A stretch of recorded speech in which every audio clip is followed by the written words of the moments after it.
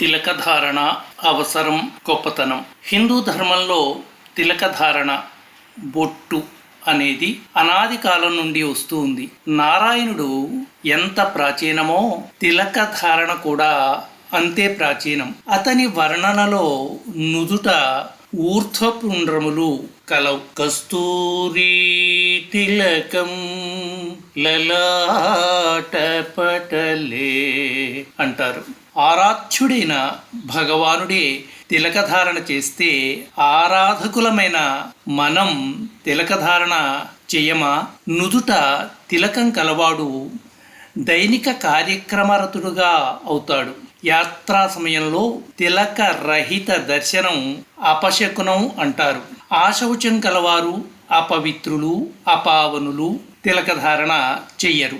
అమరకోశం ప్రకారం తమాల, పాత్ర, చిత్రక, విశేషకాలని ఇవి 4 రకాలు.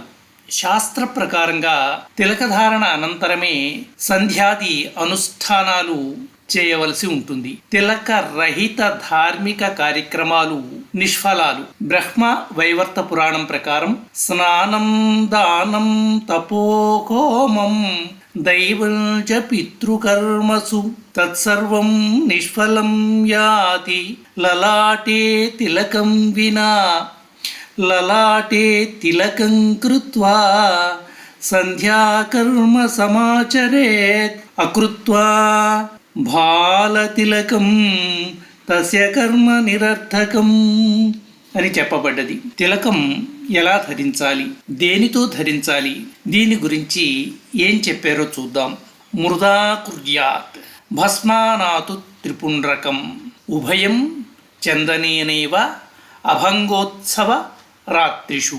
గోపీచందనం గంగాది తీర్థముల పావనమైన మట్టి ఊర్ధ్వపుండ్రంగాను, యజ్ఞముల వలన భస్మమును త్రిపుండ్రముగాను ధరించాలి. శ్రీఖండ చందనం ద్వారా 2 రకాల తిలకాల ధారణను చేయవచ్చు.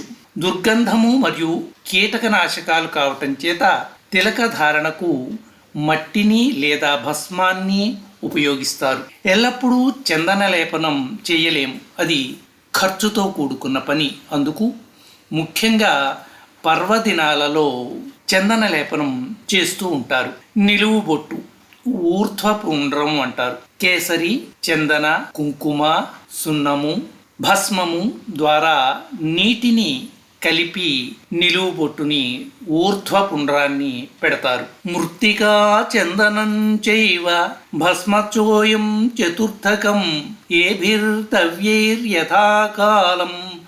ఊర్ధ్వపుండ్రం సమాచరేత్.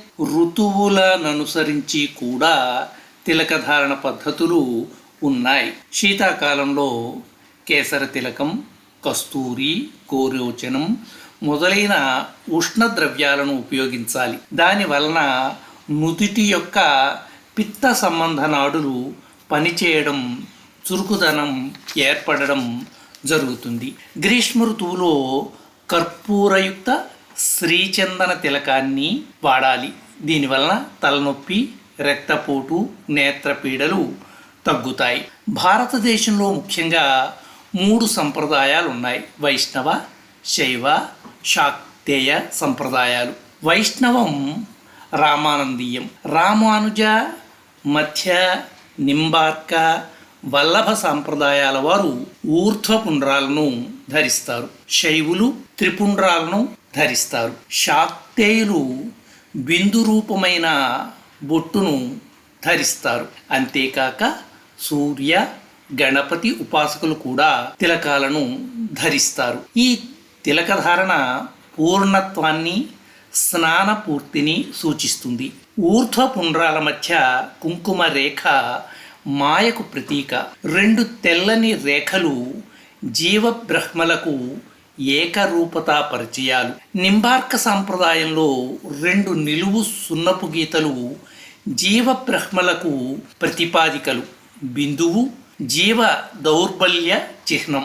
తిలక ధారణ లలాటము, భుజములు, బాహువులు, హృదయం, ఉదరం మొదలైన వాటిపై ధరించడం వల్ల భిన్న అంగాలలో కాంతి వృద్ధి కలిగి అచ్చటి సూక్ష్మజీవులు, బ్యాక్టీరియాలు నశిస్తాయి. ఇంతకీ బిందు బొట్టుని పసుపుతో కూడిన కుంకుమ వాడటం ద్వారా పెట్టుకోవాలి. ఆ స్థానంలో గమ్ముతో చేసినటువంటివి ఇతరములైనటువంటి పదార్థాలు పెట్టడం వల్ల నుదిటి భాగం చెడిపోయి సూక్ష్మక్రిములు తగ్గడం కాకుండా పెరిగిపోతాయి. కాబట్టి పసుపుతో చేసినటువంటి కుంకాన్ని మాత్రమే బొట్టుగా ధరించడం సర్వశ్రేష్టం అంటాయి శాస్త్రాలు. ఓం తత్సత్.